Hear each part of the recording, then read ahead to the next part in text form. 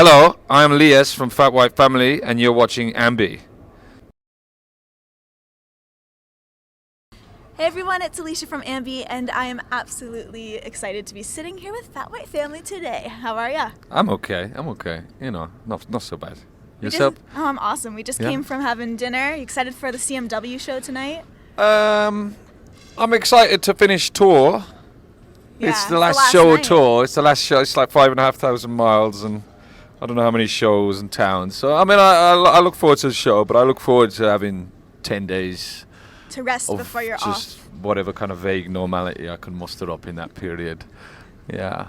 Well, some of the shows you had Dilly Dally opening for you. We did. You Not did? opening, they were main support. Main support. All right. I like that. Main support. I like that term a lot. Let's give credit. Well, I mean, there was no opening band, but they were main support. Well, we just interviewed them, and they're actually sporting a Fat White shirt, and we're talking. Really? They were. Well, I better not say anything derogatory. We were kind of just chatting about them at dinner, so what was it like playing shows together?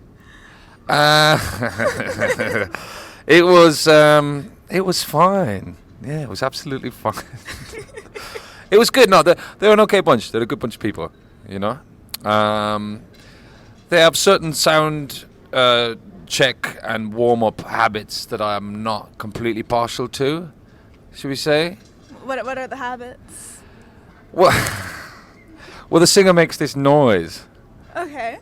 It's a kind of like a yeah, over and over again. And if that works for her and for her performance, then that's fine. You got to do what you got to do. Yeah. You know, I myself, I sing Rawhide. That's my warm up. You know, and I'm sure that's infuriating to some people as well. Just when you do it every night, you know, another person's vocal warm up, it's like, you know, it can make you feel uncomfortable. But other than that, yeah, those guys are a good bunch. You know, other than that, I hope she doesn't see this and then get all self-conscious. Or maybe she should, actually. I don't know.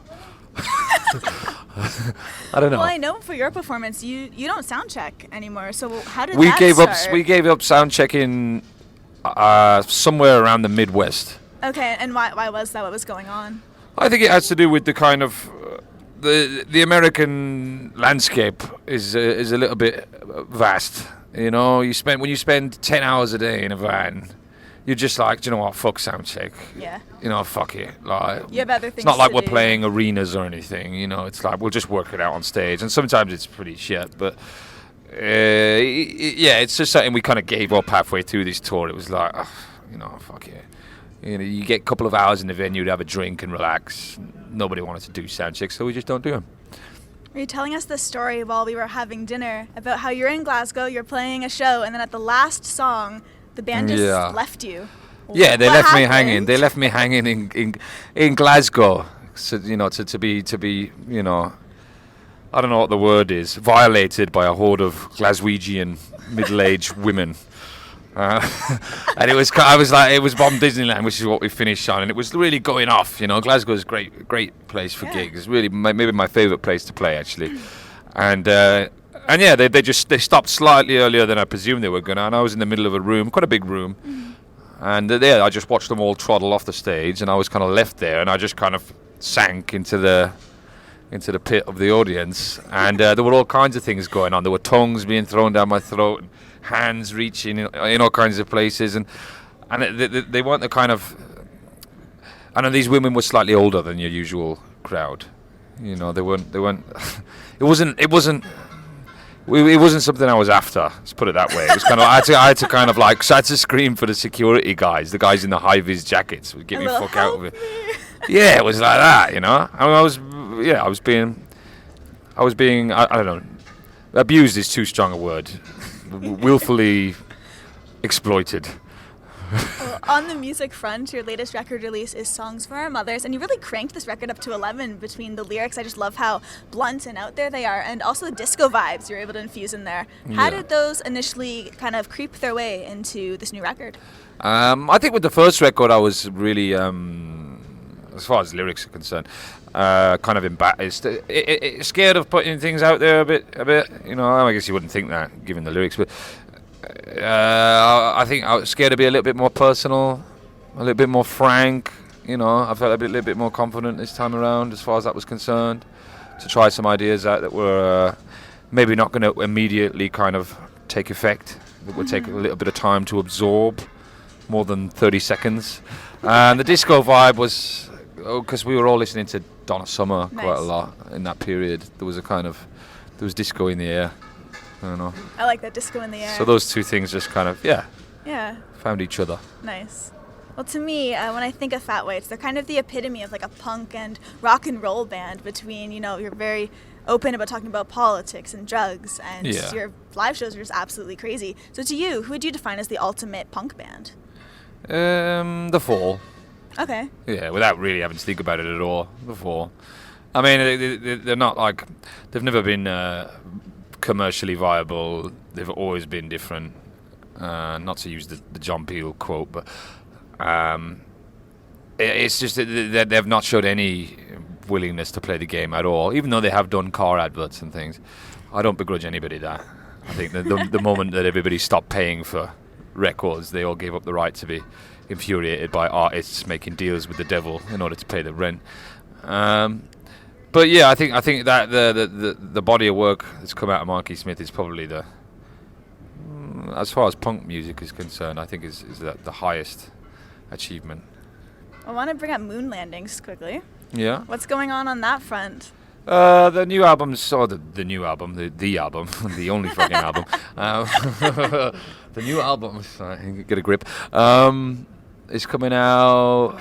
We're just trying to badger more money off of the record label at the moment. And once we do, if we do, then you're set. Then we're set and we'll release it. Hopefully that's any minute now. Yeah. But that's all. Yeah, it's all tied up. We got some good guests on there. There's Yoko's on there on a track, and Randy the Cowboy from the Village People. He's on there singing about awesome.